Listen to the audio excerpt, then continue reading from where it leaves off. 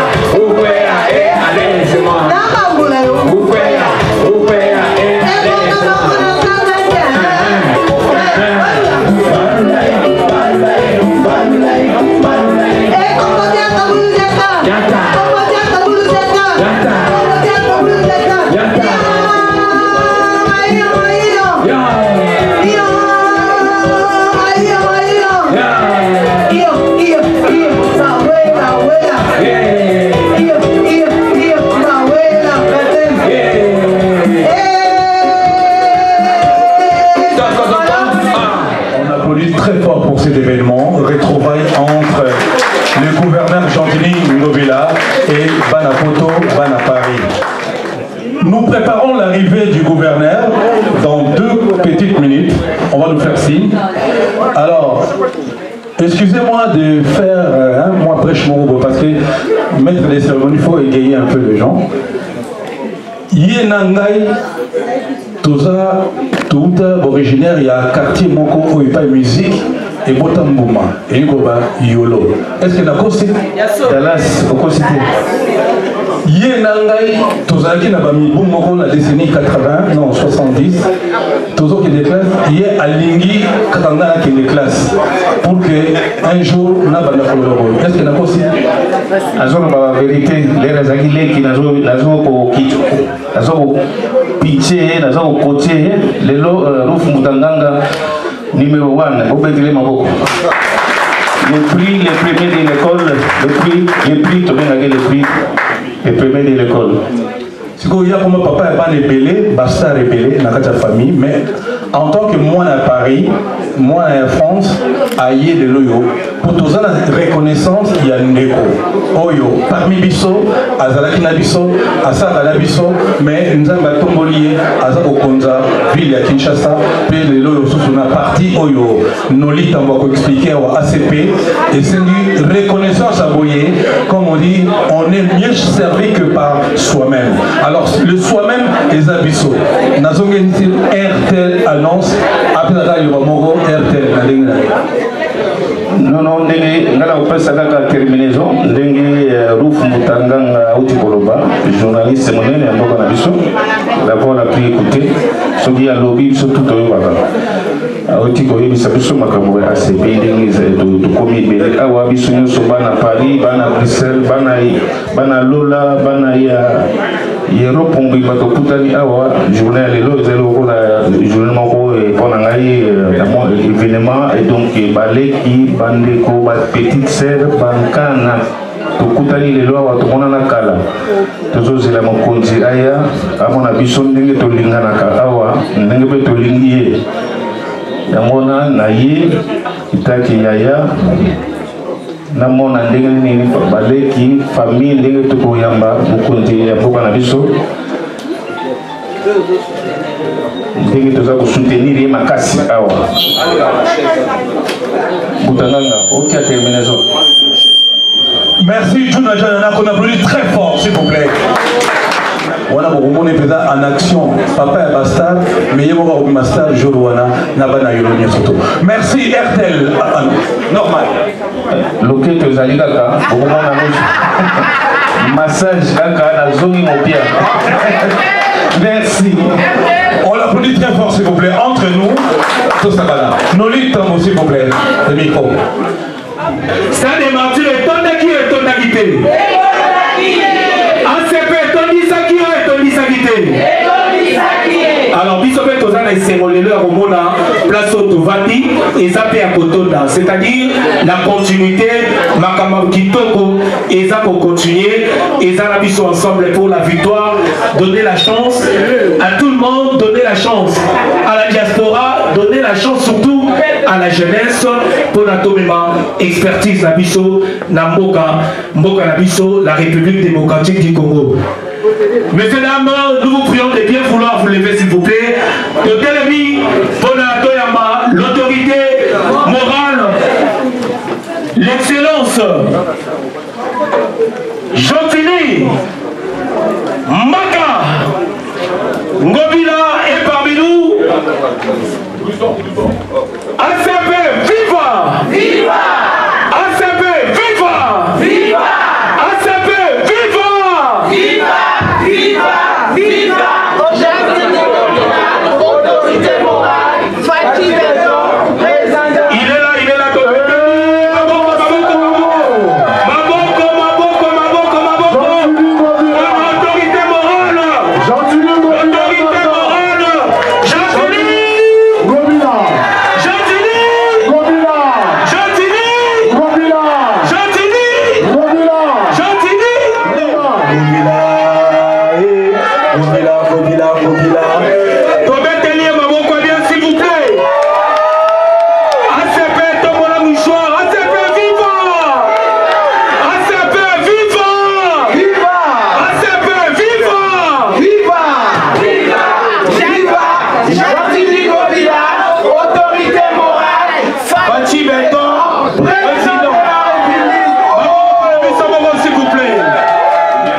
Vous savez comment ça se passe en cité.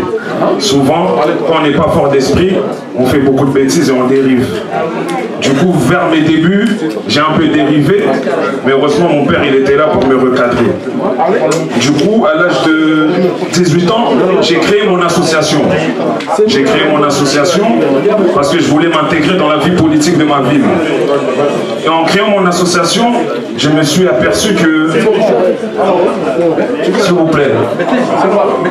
En créant mon association, je me suis aperçu que malheureusement les Congolais ne s'impliquaient pas assez. Parce que à travers l'association, j'ai fait la campagne avec le maire qui est devenu actuellement sénateur. J'ai essayé d'impliquer mes parents congolais. Malheureusement, à l'arrivée, personne ne sont venus. On souffre par rapport à d'autres diasporas où ils font beaucoup de projets et nous, malheureusement, ça n'aboutit jamais. Ça veut dire, depuis que le maire est devenu sénateur, on met des choses en avant et dans la mairie, actuellement, je suis toujours encore le seul Congolais. J'ai essayé de faire appel à la diaspora pour vous dire que, en s'impliquant déjà dans la ville, devenu président de JRC, il m'a demandé de l'aider, d'aider les Congolais à pouvoir faire des choses, parce qu'on a recensé pas mal d'associations congolaises qui font des choses au Congo, mais malheureusement sans subvention, avec leurs moyens, et malheureusement avec leurs moyens c'est compliqué. Et du coup, grâce à notre action, on a réussi à avoir des subventions pour à peu près déjà 5 associations qui ont bénéficié d'associations pour pouvoir faire des actions à Kinshasa. C'est pour ça, quand on a vu l'avènement de ACP, je me suis dit, le Congo, il est à l'aube de quelque chose qu'il ne se rend pas compte. À travers ACP, ils peuvent conquérir pas mal de choses. Mais le souci, c'est que notre communauté, malheureusement, on n'aime pas l'entraide par rapport à d'autres communautés. Dans ma mairie, les Turcs, les Pakistanais, les Maliens, les Sénégalais, peu importe, montent en bloc et pèsent. Nous, malheureusement, nous ne pesons pas. Malheureusement, nous ne pesons pas parce qu'il y a trop de problèmes. C'est pour ça, à travers aujourd'hui, j'espère on va essayer de s'unir main dans la main et de pouvoir faire les choses. Parce que grâce à ACP, on est à l'aube de quelque chose qui peut nous emmener très très loin. Il suffit de s'unir, de s'impliquer dans toutes les villes où vous êtes. Parce que dans chaque ville, la mairie, l'État aide les associations. Mais si vous ne vous impliquez pas, malheureusement, vous ne connaissez pas les moyens qui sont mis en œuvre pour vous aider. C'est pour ça, à travers ACP, j'espère que dans l'avenir, il y aura des formations qui seront faites pour vous apprendre toutes les choses qui sont faites déjà sur place avant même d'y aller au Congo. Parce que déjà, si sur place, vous n'êtes pas impliqué dans la politique, je ne vois pas comment vous allez la faire au Congo. Et ça va amener beaucoup de discordes, de problèmes. C'est pour ça, moi, ce que je vous demande, tous ceux qui ont des associations dans l'avenir, on va se rencontrer, on va essayer de faire les choses en place parce que j'ai reçu pas mal de témoignages de mamans qui ont des ONG, malheureusement ils n'ont pas d'argent. Ils utilisent l'argent de leur poche et c'est difficile. Le gouverneur il ne peut pas payer pour tout le monde en sachant que ici même, il y a des organismes qui existent pour ça. Et si on peut le faire, ça sera mieux. C'est pour ça que je voulais vous dire quelques mots. Et puis, bon courage à tout le monde. Moi, je suis disponible. Voilà. Voilà, Tomoyo Kasiko, hymne national. Il y a ACP rapidement.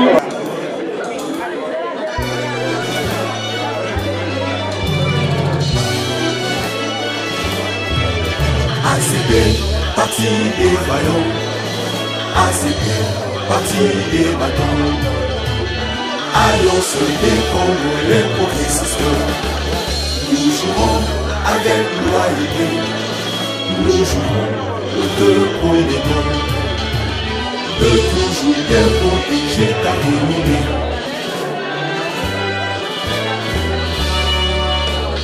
Gagner le grand pari de l'émergence, c'est ça notre défi en permanence. Liberté, égalité, démocratie, développement.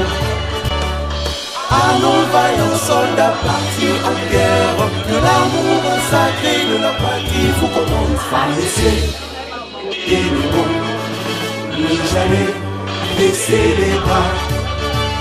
Pour résister à l'ennemi, Congolais, avant la peur, nous devons affûter nos armes pour la protéger la patrie. Comment offrir une épée dans son four, gardons le Congo notre grand trésor, le bien-être du Congolais et le socle de notre lutte. Viva notre RACP. La la la, la la la la, la la la, la la la la, la la la, la la la la, la la la.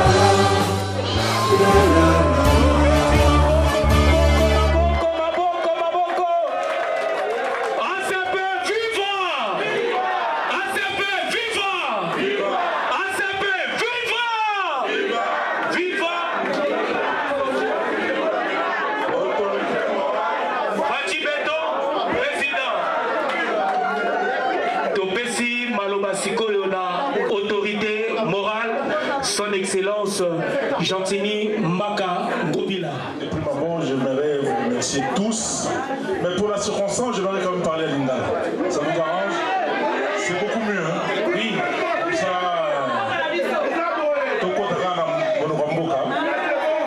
quand les Congolais se retrouvent entre eux en France, bien entendu, ils doivent parler leur langue. Hein? Tout le baran à Linda, là. Comme ça, tout pays, c'est la route de na conseil na merci mingi lenge botiki bisala bino botiki makambo ya bino la démarche na bimboko mboka ba démarche mboka ba boîte aux lettres so fungoli yango boye eboki ya mikanda ekoyeli yo na mokolo il faut korésoudre baéquation nyonso eza na kati ya mikanda. Alors kotika makambo nyonso wana bafamille bandeko bana bamama mpe bakobela biso na poto mpona koya réunion ya ACP mpona ngai ezali motif moko ya fierté makasi mpona yango nasengi bino merci merci merci infiniment merci. L'autorité morale. ya mibale nainga loba boye na mois de mars dernier ville de Kinshasa tosinaki jubilé na ville à Bruxelles. Tosinaki accord de coopération décentralisée entre ville Nabiso et Kinshasa na ville Nabiso ville ya Banoko, il y a Bruxelles. Alors pour matérialiser ce accord, il y a coopération décentralisée, on a invité à Bruxelles pour la perception de dons, notamment les camions de pompiers, les ateliers de pompiers. Alors, quand on a commis à Bruxelles, nous avons été surpris, on a un ACP, Sangalaki, loué salle, puis invité Bissot pour tout solo. Mais naturellement, ceux qui ont été Argentine, Mbaka, n'a commis à Bruxelles, sont en commis parité, dont il y a un salaire. Bravo, bon ami, ce à Paris, s'il vous plaît. Ici c'est.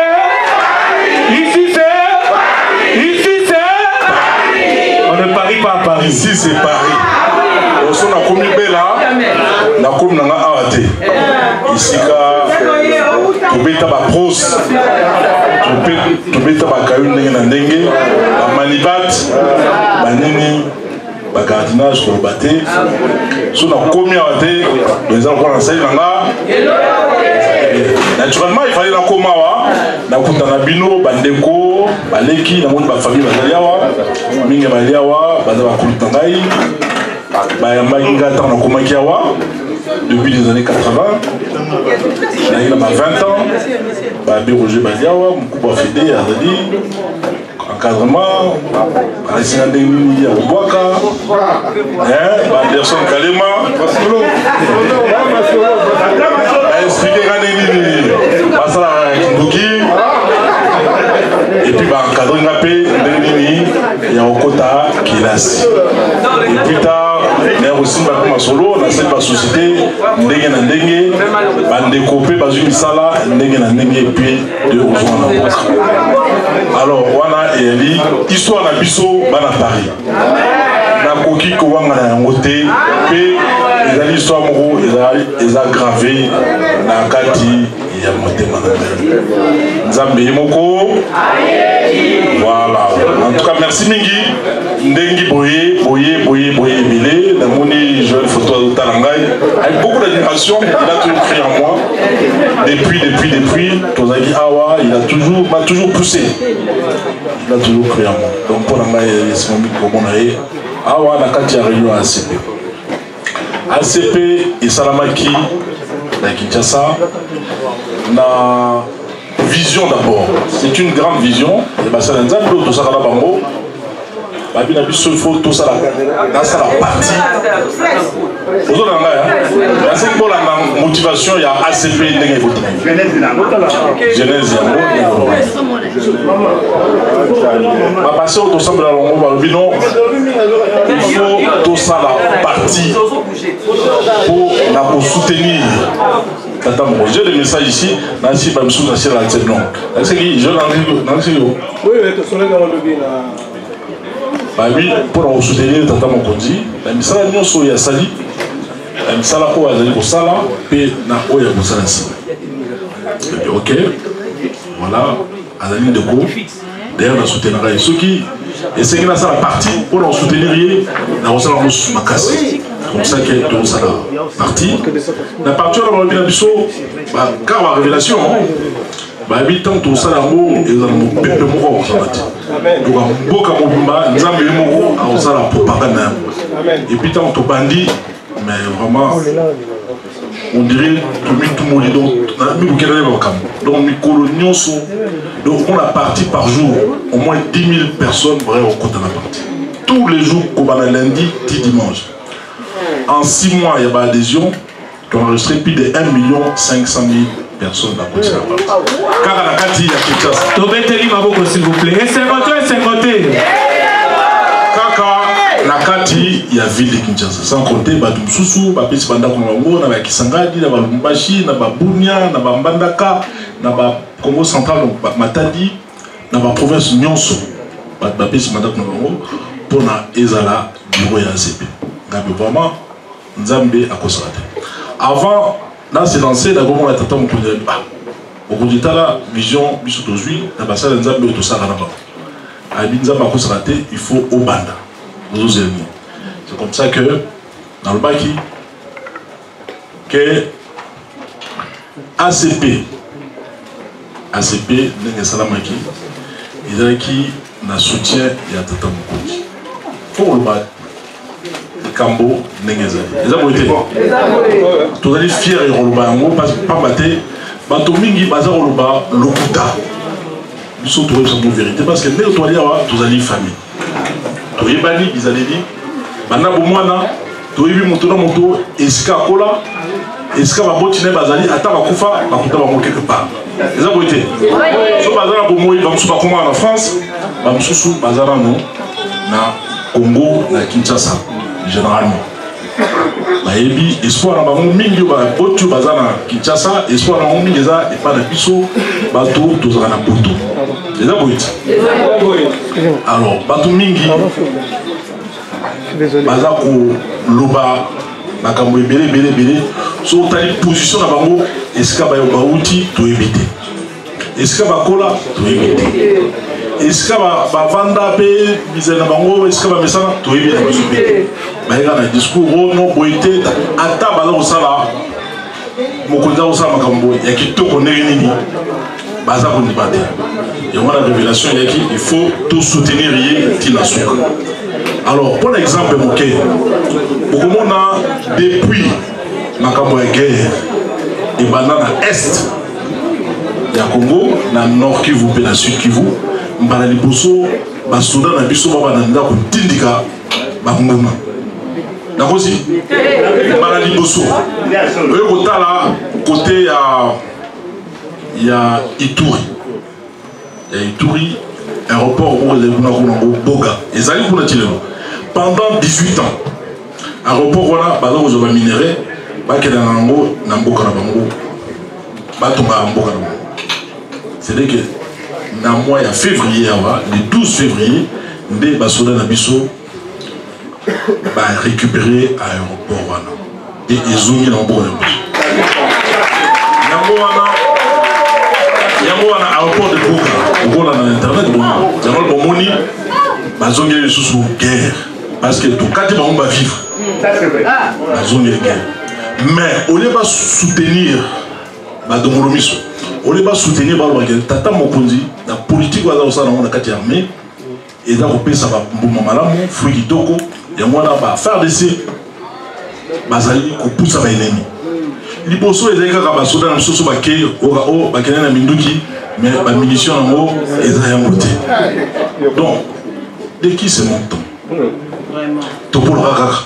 Il faut négocier. Alors, négociation, bon, vous avez négocié, mais le terrain, vous avez bête. Vous avez négocié, mais la politique, il faut négocier, mais la cima, il faut pousser. Et là, vous avez bon, si vous avez dans le mission, vous avez bien. Vous avez faire des mais vous avez critiqué. Mais qui est le chef suprême des armées dans le monde? Fatih Béton.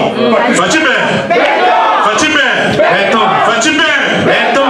Mais exactement comme ça fait des ça c'est pas mal, on se FARDC, on a bien, on se comportait bien dans le terrain, mais on finit à Tata Mokonzi. Est-ce que ça va? Donc au bisso, toute autorité vient de Dieu. Au bisso, tozui, nous avons appelé bisso, ils ont dit Owana. Au toyebi bizanaye, toyebi ba classe, atanga na kisasa, na kotoa bazali. D'ailleurs maternelle ou bazali. Bazali. Biso do boye ndrini. Hein? Ya kwa Abbé Roger, lelo akomi Mokonzi. Bobo ndrini. Hein? Ya kwa Isa na vandiwana. Lelo abali Mokonzi. Te mina te Isa na mona Isa. Wapi Isa? Ah, Isa na mona ya ndenge. Abali Mokonzi lelo. Bobo ya ndenge mona mama Denise Kebo, azawana tanga kabamba, batusi bayebi.